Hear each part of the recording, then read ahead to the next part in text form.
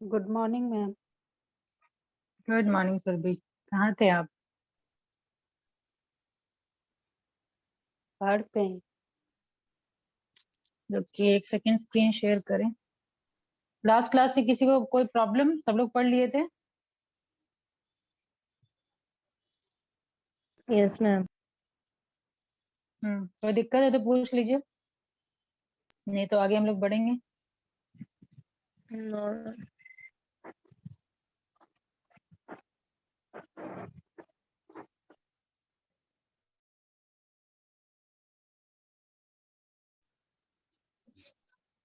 बताइए, स्क्रीन दिख रहा है? एक मिनट, जहाँ तक थे हम लोग, स्क्रीन दिख रहा है ना सबको? Yes ma'am. चलिए, अगर कोई प्रॉब्लम नहीं है तो ये थोड़ा बताइए, स्ट्रैटेजिक डिसीजन कौन लेगा? कौन से लेवल के लोग लेंगे? Top level. ठीक है, और टॉप लेवल को क्या बोलते हैं? Corporate level. हाँ, और शेयर होल्डर को आंसरेबल कौन होगा? क्या मैम? शेयर होल्डर्स को आंसरेबल कौन होगा?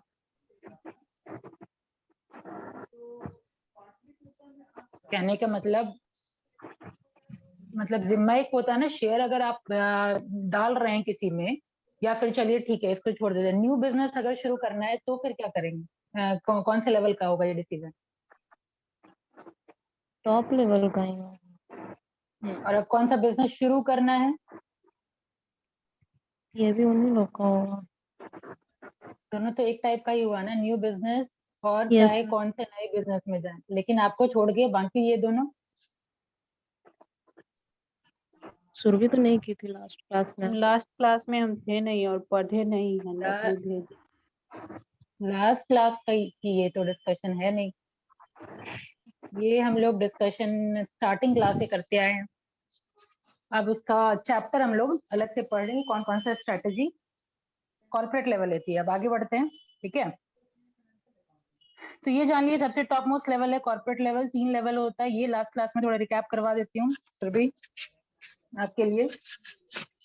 लास्ट क्लास में हम लोगों ने डिस्कशन किया था कॉर्पोरेट लेवल स्ट्रेटेजी किस किस तरह का स्ट्रेटेजी लेती है टॉप लेवल। पहला स्टेबिलिटी, ग्रोथ, रिट्रेंचमेंट, कॉम्बिनेशन। ठीक है, ये 4 है, स्टेबिलिटी, ग्रोथ, एक्सपेंशन। ग्रोथ और एक्सपेंशन एक ही है, रिट्रेंचमेंट और कॉम्बिनेशन। ठीक है, इस 4 तरह का स्ट्रैटेजी है। स्टेबिलिटी या टोपोलॉजी बोलिए, टोपोलॉजी ऑफ स्ट्रैटेजीज की अगर मैं बात करूं, यानी अरेंजमेंट कैसे किया हुआ है स्ट्रैटेजी का, तो वो यहाँ लिखा हुआ है। लेवल के बेसिस पे अगर हम करेंगे क्लासिफिकेशन तो 3 लेवल है, ये आप ऑलरेडी जान। ठीक है, कॉर्पोरेट, बिजनेस और फंक्शनल। कॉर्पोरेट लेवल सबसे टॉप मैनेजमेंट, जान रहे हैं, टाटा। फिर बिजनेस लेवल, टाटा का जितना भी बिजनेस है, ठीक है, चाहे तनिष्क का हो, मोटर्स का हो, वो सब हो गया बिजनेस लेवल। और लास्ट में आपका HR, marketing, research and development वाला जो सेक्टर हो गया, वो है फंक्शनल लेवल। ठीक है, ये हम लोग ऑलरेडी डिस्कशन कर चुके। सेकेंड है आपका stages of business life cycle. तो स्टेजेस में हम लोग जो प्रोडक्ट लाइफ साइकिल जो पढ़ रहे थे वो सेम है। ठीक है, वही introduction stage, growth stage, maturity stage और डिक्लाइन स्टेज। ठीक है, तो हर स्टेज पे स्ट्रैटेजी देखिए 3 हो। ठीक है, इंट्रोडक्शन स्टेज पे अगर मैं बात करूं तो सबसे पहले टारगेट होता है मार्केट में पेनिट्रेट करने का, कि पहले मार्केट में घुस तो जाएं। ठीक है, कोई नया प्रोडक्ट अगर होता है, कोई स्टार्टअप होता है, तो सबसे पहला टारगेट होता है इंट्रोडक्शन स्टेज में कि पहले हम इंटर तो करें, पेनिट्रेट तो करें मार्केट में। तो इनिशियल स्टेज होता है एकदम लो कॉस्ट पे पेनिट्रेट करता है। ठीक है, सेकेंड आता है ग्रोथ स्टेज। अगर मैं एक ब्रांड को पकड़ू, जैसे पतंजलि है, शुरू में इंटर की बहुत ही लो कॉस्ट, तो अब क्या है स्टेज उसका? अब तो वो अच्छा खासा मतलब compete कर रही है अपने लोकल बिजनेस के साथ भी और इवन ग्लोबली भी। अभी वो पतंजलि क्या स्टेज क्या है? ग्रोथ स्टेज है। ठीक है, तो ग्रोथ स्टेज पे सोचते हैं लोग ग्रोथ का, एक्सपेंशन का, स्ट्रैटेजी का। कभी अगर आप योगा वगैरह देखते होंगे, जनरली लोग योगा देखते हैं तो रामदेव बाबा का ही देखते हैं, है ना? तो वहां पे अगर आप देखते होंगे तो योगा करते करते वो अपने प्रोडक्ट का कितना डिस्कशन करते हैं, देखिए कि नहीं? अगर कमजोरी आ रही है तो भाई ये लीजिए, क्या है, एलोई धनवंतरी। बाल झड़ रहा है तो लीजिए ये मतलब क्या, गुड एलोवेरा मॉर्निंग जूस, है ना? हाँ, गुड मॉर्निंग। ठीक है, तो मैम। वही एलोवेरा जूस। क्या म्यूट रखिए। क्या डिस्कशन कर रही थी मैं? तो भाई एलोवेरा लीजिए, फिर आप आंवला का जूस लीजिए, तो अपने प्रोडक्ट पे वो ज्यादा फोकस कर रहे थे, है ना।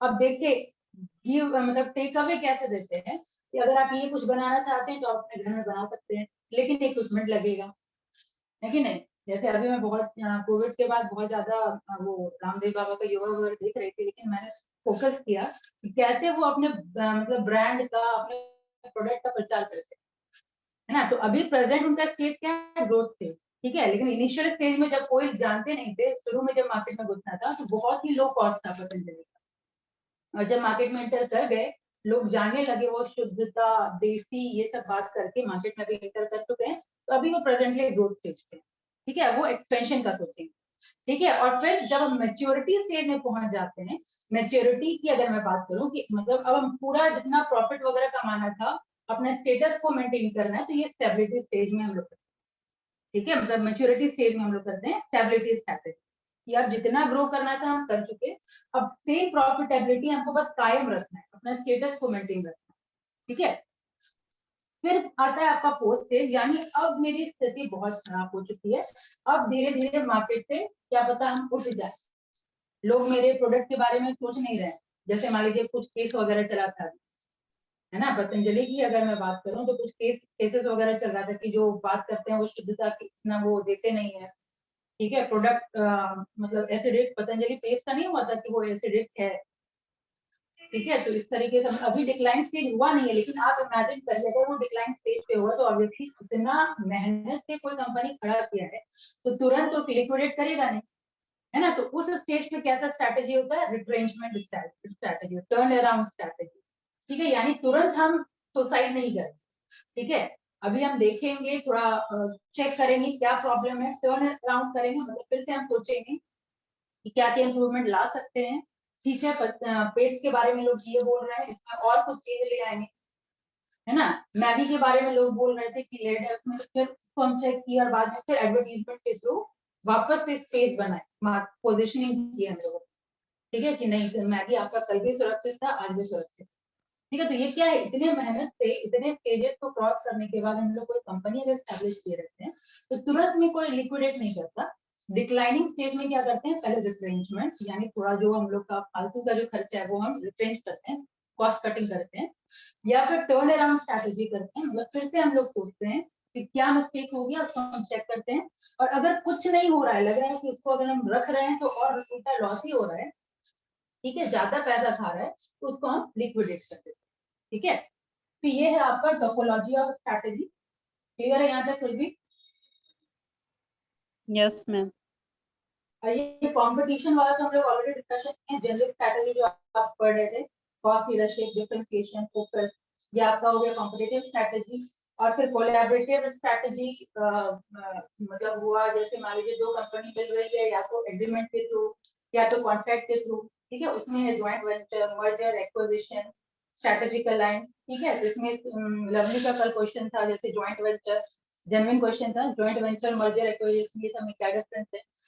तो ज्वाइंट वेंचर क्या हुआ? शॉर्ट टर्म के लिए हुआ, ठीक है, मतलब दोनों में मिल रहे हैं हम लोग, ज्वाइंट वेंचर में भी मिल रहा है कंपनी, मर्जर में भी मिल रहा है, एक्विजिशन में भी मिल रहा है, लेकिन ज्वाइंट वेंचर थोड़ा शॉर्ट टर्म के लिए होता है। जैसे मान लीजिए सर्टेन ऑब्जेक्टिव होते हैं, वो ऑब्जेक्टिव के लिए दोनों मिलता है, ऑब्जेक्टिव पूरा हो जाता है फिर दोनों अपने अपने रास्ते, ठीक है, समझ आया। ये वो आपका ज्वाइंट वेंचर की सर्टेन टाइम पीरियड के लिए है, हम दोनों मिले, काम ऑब्जेक्टिव पूरा हो गया, जो प्रॉफिट उससे हम कमाए आपस में शेयर कर लिए, जो एग्रीड रेशियो में हम लोग का प्रॉफिट का जो टारगेट था वो हम शेयर कर लिए, हो गया, फिर हम अपनी कंपनी अलग, तुम अपना काम चलाओ अलग, ठीक है। मर्जर में क्या हुआ? एक्स एंड वाई अगर कंपनी है तो मिल करके दोनों का एग्जिस्टेंस हो रहा है, एक्स का भी और वाई का भी, ठीक है। फिर भी आप रफली लिखते जाइए, नहीं तो पता ही है क्लास खत्म होते के साथ भूल जाएंगे। एक्विजिशन के बारे में मैंने क्या बताया? जैसे एक स्ट्रॉन्ग कंपनी है, एक वीक कंपनी है, तो होता क्या है कि स्ट्रॉन्ग कंपनी का एग्जिस्टेंस रह जाता है, जैसे एक्स एंड वाई है, तो मान लीजिए एक्स अगर स्ट्रॉन्ग कंपनी है तो एक्स का एग्जिस्टेंस रहेगा, वाई का अस्तित्व कंप्लीटली खत्म हो जाएगा, ठीक है। अब बचा स्ट्रैटेजिक अलायंस। स्ट्रैटेजिक अलायंस क्या हुआ? मतलब कोई काम करने के लिए हम साथ मिल रहे हैं, मैकडी है, मैकडी में कोका कोला मान लीजिए अगर बिक रहा है, तो कोका कोला जितना बिकेगा उतने का वो कमीशन लेगा मैकडी वाला। तो क्या हुआ, स्ट्रेटेजिक अलायंस। तो मतलब दोनों का एंटिटी इंडिपेंडेंट है, किसी को किसी से मतलब नहीं है, इंडिपेंडेंट एंटिटी है। मतलब जो कमीशन है वो तुम ले लो, उसके बाद तुम्हारा जो अस्तित्व ऑब्वियसली मैकडी अलग है, कोका कोला अलग है। ये हो गया आपका स्ट्रेटेजिक अलायंस। ठीक है मैम जैसे ज्वाइंट वेंचर में भी कंपनी का नाम दोनों का रहेगा एक साथ, जैसे मर्जर में होता है। हाँ, दोनों का अस्तित्व है ही। जैसे मान लीजिए हीरो साइकिल, ठीक है, हीरो साइकिल अलग कंपनी, यस म्यूट कर लीजिए, हीरो साइकिल अलग कंपनी है, ठीक है। और आपका जो होंडा है वो जापान की कंपनी है, लेकिन दोनों जब मर्ज हुई तो नाम रहा ना हीरो और आपका होंडा, नाम रहा हीरो भी और होंडा भी। Yes ma'am. साइकिल का हीरो आया और होंडा मोटर का होंडा आया, ठीक है। तो दोनों का नाम रहा। स्ट्रेटेजिक अलायंस भी इंडिपेंडेंट है, लेकिन यहाँ पे हम लोग मर्ज या कुछ नहीं कर रहे हैं, बस एक कॉन्ट्रैक्ट हम किए हैं कि तुम मेरे तुम्हारे दुकान में मेरा ये मैकडी अगर लेने के लिए आएगा तो मेरा कोका कोला भी बिकवा दो, ठीक है। और मैकडी में जितना कोका कोला बिकेगा बस कमीशन ले, ठीक है। यहाँ पे कुछ मिल विल नहीं रहा है, बस एक है कि हाँ एक मकसद है कि हाँ ये वाला काम कर दो, हम तुम्हारे काम आएंगे, तुम मेरे काम आना, ठीक है। ये हो गया स्ट्रेटेजिक अलायंस। जैसे और एग्जांपल अगर बोलिए तो जैसे आपका बजाज अलियंस है, ठीक है। अलियंस बाहर की कंपनी है, बजाज यहाँ की कंपनी है।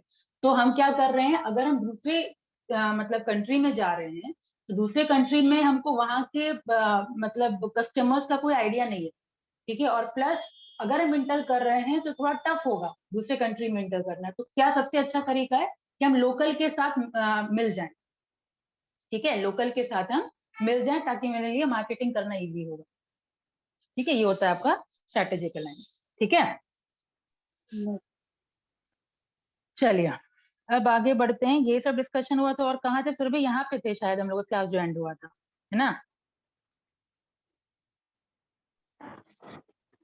लवली आप बताइए, आप थे ना क्लास में? यस मैम, ये हो गया था। कहाँ थे हम लोग? यहीं थे ना, यहीं पे क्लास एंड हुआ था। Yes ma'am. तो फीचर्स अभी हम लोग फिर भी देख लिए, राना अबिद ये देख लिए कि स्टेबिलिटी है क्या, कि हम लोग अभी प्रेजेंट स्टेटस को मेंटेन करना है, ठीक है। जो करंट बिजनेस है उसी में स्टे करेंगे, प्रोडक्ट मार्केट जो हमारा है अभी उसी में स्टे करेंगे, जो अभी एग्जिस्टिंग लेवल ऑफ एफर्ट है उसी को मेंटेन करना है, ठीक है। एक्सपेंशन में हम लोगों ने डिस्कशन किया कि ऑब्वियसली अब मेरा मार्केट में पूछ हो रहा है तो हम धीरे धीरे नया बिजनेस में घुसना शुरू करेंगे, ठीक है। एग्जिस्टिंग बिजनेस तो है ही, या तो हम रिलेटेड में घुसेंगे या तो अनरिलेटेड बिजनेस में घुसेंगे, ठीक है। ये हो जाएगा आपका एक्सपेंशन। डिटेल में आगे पढ़ने वाले हम लोग। रिट्रेंचमेंट अभी हम लोगों ने डिस्कशन किया कि क्या हुआ कि जो बिजनेस हम लोग को प्रॉफिट नहीं दे रहा है उसको हम सेल आउट कर देंगे, लिक्विडेट कर देंगे, या नहीं तो टर्न अराउंड कर लेंगे, मतलब फिर से सोचेंगे, सर्टेन इंप्रूवमेंट करके मार्केट में फिर से ले आएंगे। फिर आपका लास्ट में कॉम्बिनेशन। कॉम्बिनेशन क्या बोलता है कि कोई भी कंपनी कोई एक स्ट्रैटेजी फॉलो नहीं करती है, ठीक है। अगर एक यूनिट, जैसे अगर टाटा का अलग अलग एसबीओ है ना, तो हो सकता है टाटा मोटर बहुत प्रॉफिटेबल हो, तो उसके लिए प्रॉफिटेबल है तो हम एक्सपेंशन स्ट्रैटेजी अप्लाई करेंगे। और मान लीजिए कोई एक सर्टेन सेक्टर, मान लीजिए तनिष्क हालांकि प्रॉफिटेबल है, कोई सेक्टर बताइए टाटा का जो प्रॉफिटेबल नहीं हो, या फिर मान लीजिए तनिष्क ज्यादा प्रॉफिटेबल नहीं है तो उसको हम क्या कर देंगे, कोई और स्ट्रैटेजी, रिट्रेंचमेंट स्ट्रैटेजी अप्लाई करेंगे। तो यानी स्टेबिलिटी और रिट्रेंचमेंट साथ में, या एक्सपेंशन और रिट्रेंचमेंट साथ में, ठीक है। इसको होता है कॉम्बिनेशन, की कंपनी कोई एक पर्टिकुलर स्ट्रैटेजी नहीं अप्लाई करके कॉम्बिनेशन अप्लाई करती है, या तो स्टेबिलिटी का एक्सपेंशन का साथ में, या एक्सपेंशन का रिट्रेंचमेंट में के साथ में, ठीक है। लेकिन बेसिकली यही 4 स्ट्रैटेजी है, स्टेबिलिटी, एक्सपेंशन, रिट्रेंचमेंट और कॉम्बिनेशन, ठीक है। ये नाम याद रखना है, सबका फीचर्स याद रखना है। इतना क्लियर है? Yes ma'am. अब आगे बढ़िए डिटेल में, अब हम लोग पढ़ेंगे एक एक स्ट्रैटेजी को। सबसे पहला है आपका स्टेबिलिटी स्ट्रैटेजी, ठीक है। क्या क्या पढ़े हम स्टेबिलिटी में, राना?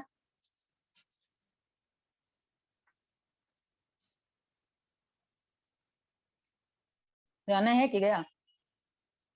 है। बताइए अभी क्या पढ़े, पहले वाला छोड़ दीजिए, आज की क्लास में बताइए। हम तो लेट से ज्वाइन किए हैं। तो आपके ज्वाइन करने के बाद अभी तुरंत का डिस्कशन है, लास्ट क्लास का भी डिस्कशन है। रहने दीजिए, म्यूट करिए।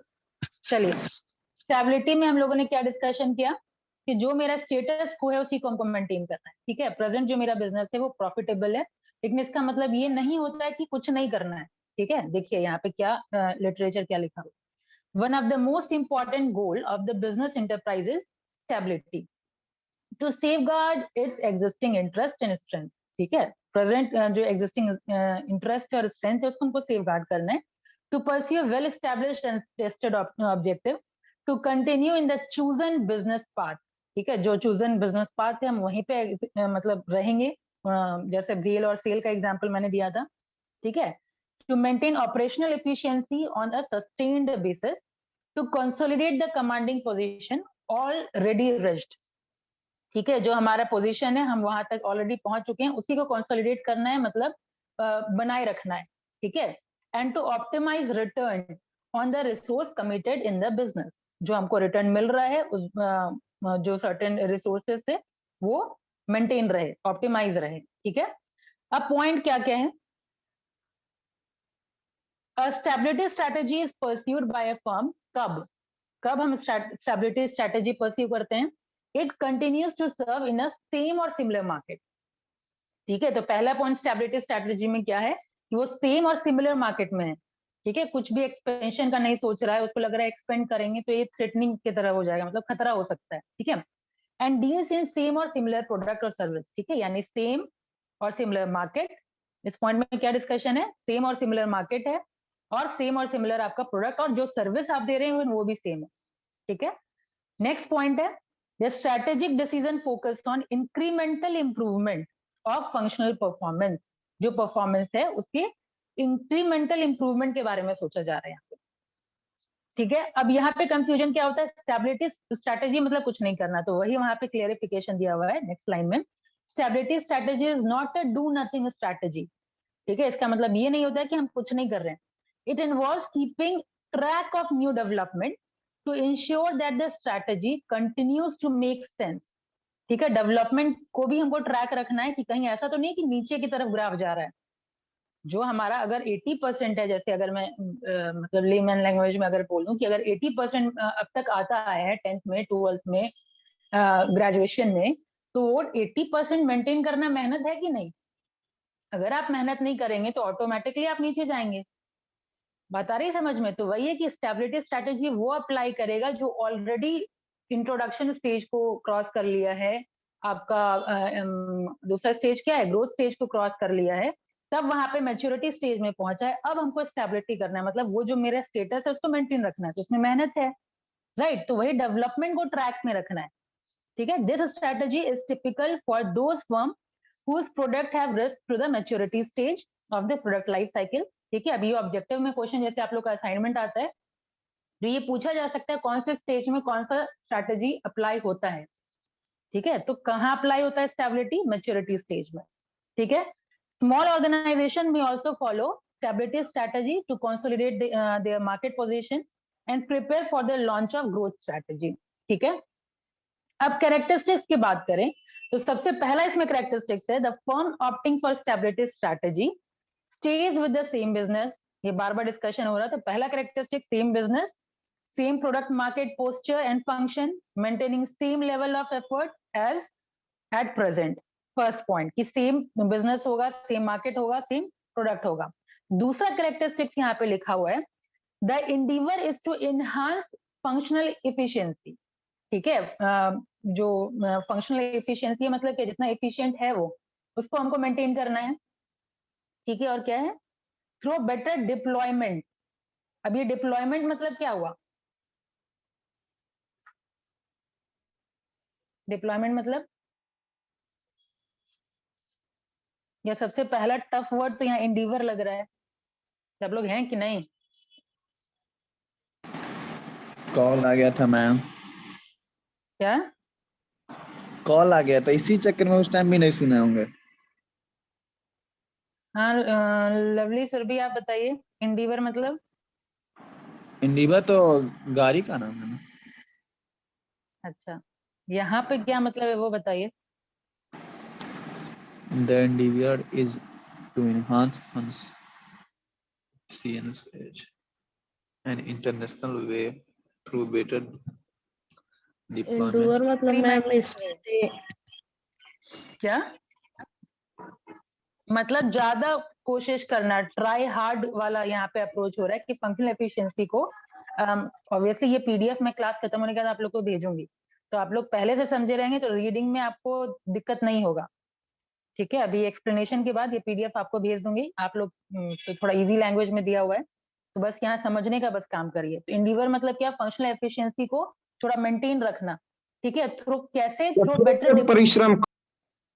हाँ हाँ ठीक, परिश्रम। आगे देखिए क्या करना है। डिप्लॉयमेंट मतलब क्या होता है, किसी को काम देना, ठीक है, एलोकेट करना, ठीक है, रिसोर्स का यूटिलाइज करना, ये सब काम होता है।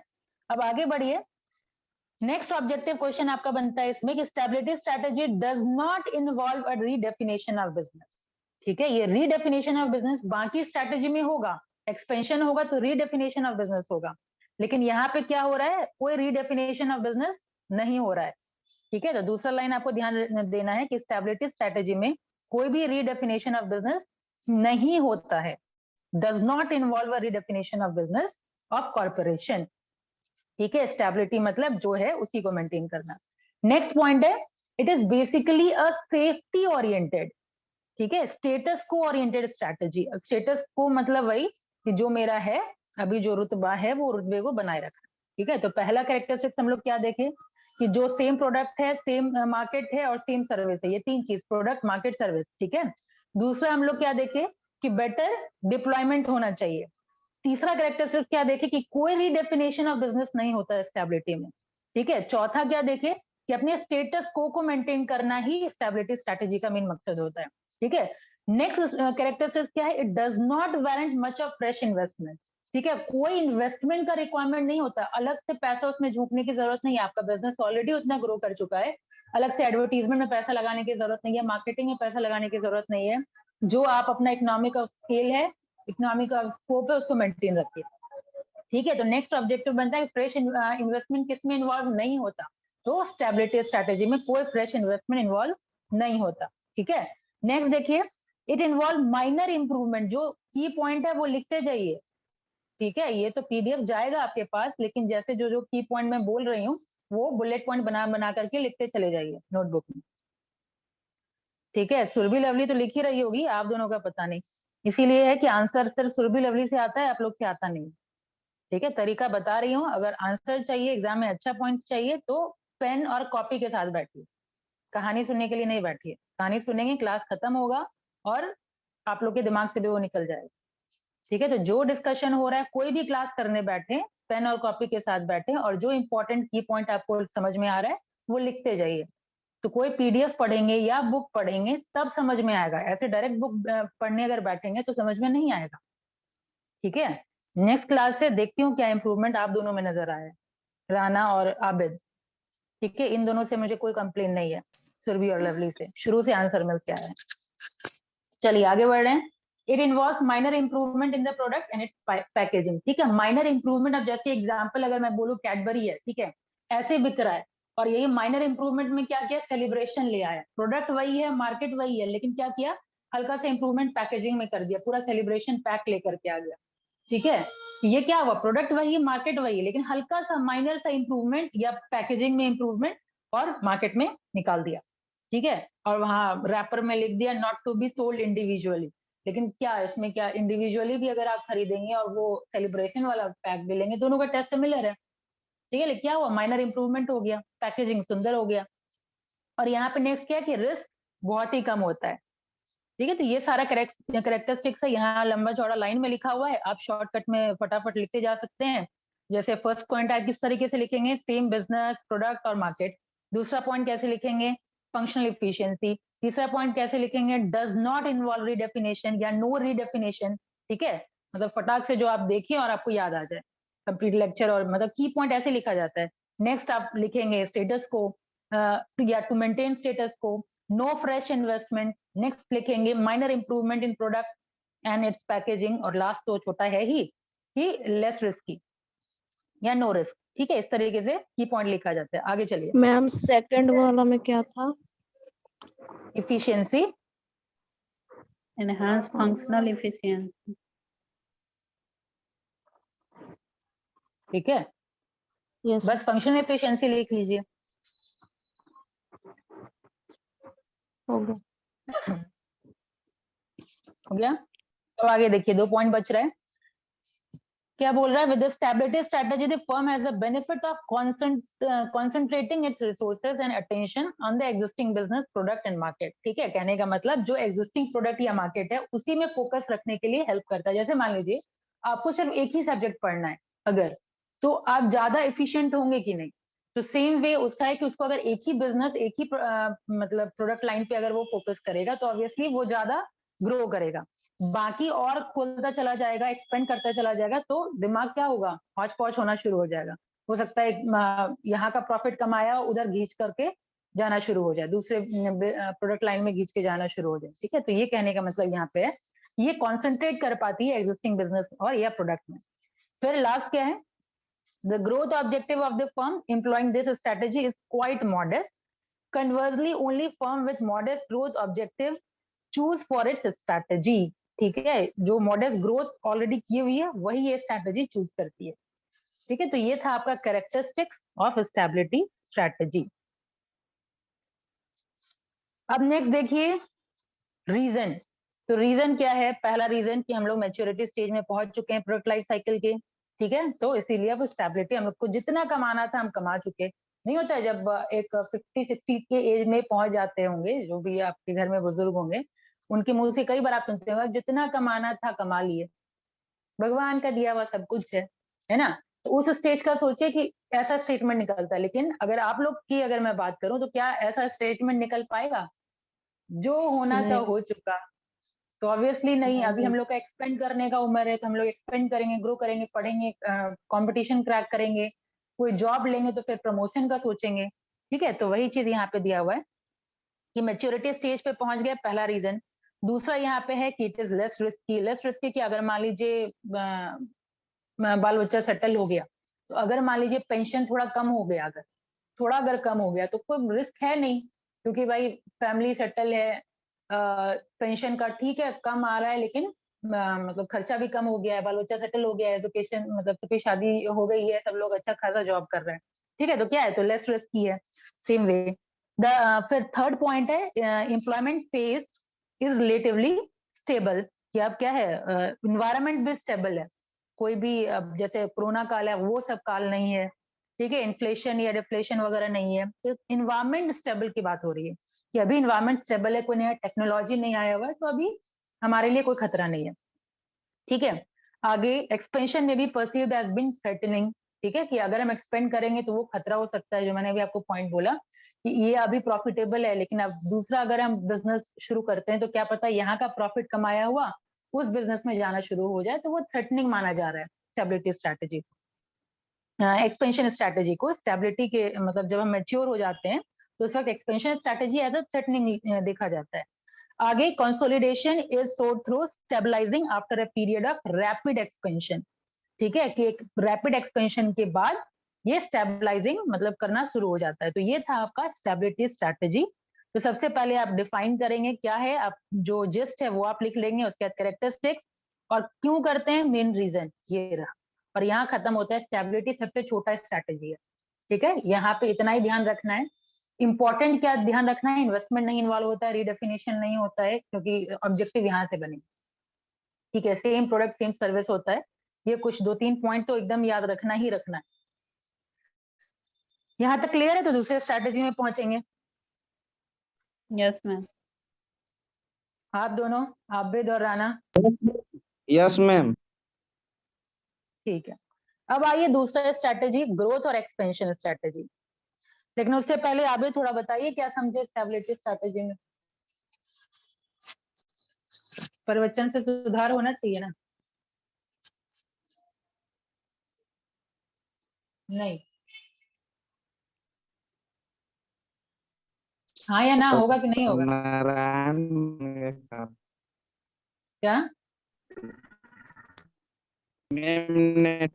नेटवर्क। हाँ, नेटवर्क प्रॉब्लम तो खैर हो गई, रखिए नेटवर्क प्रॉब्लम। आगे बढ़ते हैं हम लोग। ग्रोथ एक्सपेंशन स्ट्रैटेजी की अगर मैं बात करूं, तो अब ग्रोथ कब आता है? सबसे पहले हम लोग ऊपर ही देख चुके हैं ग्रोथ कब, ग्रोथ या एक्सपेंशन स्ट्रैटेजी कौन से स्टेज में होगा? तो जब ग्रोथ स्टेज में हम लोग पहुंच जाएंगे, इंट्रोडक्शन स्टेज से ग्रोथ स्टेज, यानी अब मार्केट में बहुत पूछ है मेरा, ऑलरेडी मार्केट शेयर मेरा बढ़ा हुआ है, लोग मेरे प्रोडक्ट का डिमांड कर रहे हैं, इस स्टेज पे हम लोग ग्रोथ या एक्सपेंशन स्ट्रैटेजी करते हैं, ठीक है। और यहाँ पे रीडेफिनेशन ऑफ बिजनेस होता है, ठीक है, क्योंकि एक्सपेंड कर रहे हैं तो रीडेफिनेशन हो रहा है ना, तो रीडेफिनेशन ऑफ बिजनेस यहाँ पे होता है, ठीक है। देखिए यहाँ पहला line, growth expansion strategy is implemented by redefining the business, by enlarging the scope of business and substantially increasing investment in business, ठीक है। यहाँ पे हम इन्वेस्टमेंट जस्ट अपोजिट है, देख रहे हैं, स्टेबिलिटी के जस्ट अपोजिट है, वहां पे रिडेफिनेशन नहीं हो रहा था, यहाँ पे रिडेफिनेशन हो रहा है, वहां पे इन्वेस्टमेंट इन्वॉल्व नहीं था, यहाँ पे मतलब इन्वेस्टमेंट बढ़ता चला जाता है, ठीक है। substantially increasing investment in business.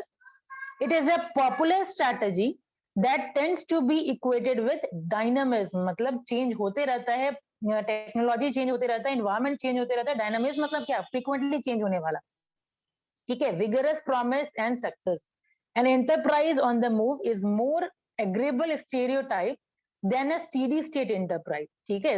ये क्या होता है?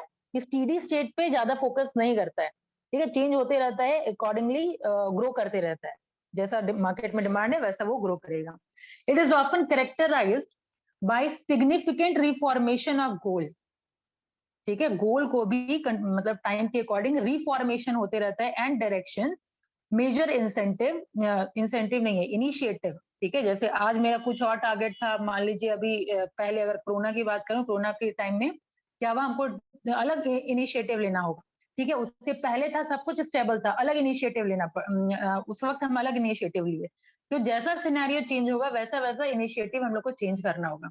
डिफ्लेशन होगा, अलग इनिशिएटिव, इन्फ्लेशन हुआ, अलग इनिशिएटिव, ठीक है। And move involving investment, exploration and onslaught into a new product, ठीक है, नया प्रोडक्ट में एंटर करेंगे, न्यू टेक्नोलॉजी को अडॉप्ट करेंगे, नया मार्केट अडॉप्ट करेंगे, जो भी इनोवेशन डिसीजन है, अगर टेक्नोलॉजी को चेंज हो रहा है तो नया इनोवेशन लाएंगे, ठीक है। अभी ये क्या है, हम लोग जो डिजिटल प्लेटफॉर्म पे पढ़ रहे हैं, जूम पे पढ़ रहे हैं, क्या ये इनोवेशन है ना। पहले मतलब इस सिनारियो से पहले 1 साल पहले हम लोग क्लासरूम में पढ़ते थे, और अगर ये सब नहीं आया रहा था तो ऑब्वियसली क्लास वगैरह होने का चांसेस था नहीं, हम लोग का टाइम वेस्ट होता, ठीक है। तो क्या है, ये इनोवेटिव डिसीजन है, ताकि हम लोग ये प्लेटफॉर्म पे पढ़ रहे हैं, तो अभी का रिक्वायरमेंट क्या है, अभी डिजिटल प्लेटफॉर्म रिक्वायर्ड है, तो वो हम जो अडॉप्ट करेगा वो मार्केट में रहेगा, जो अडॉप्ट नहीं करेगा वो बैठ जाएगा, ठीक है। नेक्स्ट है आपका action programme and so on. Expansion also include diversifying मतलब क्या, नए बिजनेस में एंटर करना, न्यू प्रोडक्ट लाना, डाइवर्सिफाई हो जाना, ठीक है, दैट इज डाइवर्सिफाइंग। फिर है एक्वायरिंग, ठीक है, एक्सपेंशन किस किस तरह से होगा, डाइवर्सिफाइंग, या तो नया प्रोडक्ट में हम घुस जाएंगे, नए प्रोडक्ट लाइन में, जैसे आप अगर रिलायंस की बात करें तो रिलायंस टेलीकॉम से फिर एंटर होना शुरू हो गया आपका रिटेल में भी, ये क्या हुआ, डाइवर्सिफिकेशन, ठीक है। बात आ रही समझ में? यस अब नेक्स्ट है आपका एक्वायरिंग, अब नेक्स्ट है आपका एक्वायरिंग, कि हम दूसरे बिजनेस को एक्वायर कर लिए, ठीक है, जबरदस्ती सही, वीकर को ही सही, तो हमको अपना मतलब पोटेंशियल बढ़ाना है तो हम कर लिए उसको एक्वायर, या मर्ज कर लिए किसी बिजनेस के साथ, तो ये क्या कर रहे हैं, अपने बिजनेस को ग्रो ही कर रहे हैं ना, एक्सपेंड ही कर रहे हैं, चाहे आप डाइवर्सिफाई के थ्रू करें, चाहे एक्वायर करके करें, चाहे आप मर्ज करके करें, ठीक है। This strategy may take the enterprise along relatively unknown and risky path. Obviously कि जो भी आप डिसीजन ले रहे हैं तो कितना रिस्की हो सकता है, कितना कितना इन्वेस्टमेंट उसमें इन्वॉल्व होता है, यहाँ पे 10 रुपये या 100 रुपये का तो इन्वेस्टमेंट होगा नहीं ऑब्वियसली, ठीक है, यहाँ पे बिलियन में होता है काम, ठीक है, 30 बिलियन या उस मतलब नहीं कुछ तो 3 million 2 million, that to US dollar. अगर हम ग्लोबली की बात करें, ग्लोबल किसी के साथ अगर मर्ज कर रहा है, मतलब अपने इंडिया से बाहर किसी के साथ मर्ज कर रहा है, तो सोचिए कितना कितना उसमें इन्वेस्टमेंट इन्वॉल्व रहता है, तो ऑब्वियसली मतलब कर तो लिए मर्जर, अब वो सक्सेसफुल रहेगा नहीं रहेगा, रिस्की है ना, ठीक है, स्टेबिलिटी रिस्की नहीं था, ये रिस्की है, तो जस्ट अपोजिट देख रहे हैं, सारा पॉइंट अपोजिट है, ठीक है। Full of promises and pitfall, pitfall मतलब होता है गिरावट, ठीक है, उतार चढ़ाव, अब इसके कैरेक्टरिस्टिक्स की बात करें तो पहला, जैसे स्टेबिलिटी में था कि नो रीडेफिनेशन, यहाँ पे है रीडेफिनेशन ऑफ द बिजनेस, ठीक है, पहला की पॉइंट। दूसरा, opposite of stability, while in stability strategy rewards are limited, in expansion strategy they are very high, ठीक है, मतलब एक तरीके से आप बोलिए ज्यादा रिस्क ज्यादा गेन, ठीक है, रिस्क भी ज्यादा है और गेन भी है, फाइन, ये हो गया सेकंड की पॉइंट। थर्ड हो गया आपका expansion strategy leads to business growth, expansion नाम ही बता रहा है कि बिजनेस ग्रोथ की तरफ ये लेके जाता है। A firm with a mammoth growth, mammoth growth यहाँ थोड़ा टफ वर्ड लग रहा है, एक्चुअली mammoth मतलब ह्यूज होता है, जो जिसका ज्यादा एम्बिशन होता है ना, अंबानी ये भी एक्वायर कर लो, वो भी एक्वायर कर लो, कल को इस बिजनेस में है, परसों हम इस बिजनेस में है, तो ये क्या, जिसका एम्बिशन बहुत हाई होता है, उसके लिए एक्सपेंशन स्ट्रैटेजी है, ठीक है। रिलायंस कल को टेलीकॉम में है, रिटेल में घुस जाएंगे, और रिलायंस का क्या है, जैसे जियो अभी लाया, फिर जियो मार्ट आप सुन रहे होंगे, ये सब क्या है, मतलब मेहनत ग्रोथ है, बहुत ज्यादा एम्बिशियस है, ठीक है, कल को इसको एक्वायर कर लेना है, कल को परसों इसको मर्ज कर लेना है, धीरे धीरे मतलब पूरा एक बिजनेस ही ग्रो करना है, तो मेहनत मतलब होता है बहुत ज्यादा, जिसका ग्रोथ का एम्बिशन है, ठीक है। बेसिकली आइस एज देखे हैं कोई, ऐसे याद रख सकते हैं आप लोग, आइस एज कोई देखे हैं, कार्टून, बच्चों का कार्टून आता है आइस एज, बहुत ही फेमस कार्टून था, नहीं देखे हैं कि नहीं देखा देखे हैं?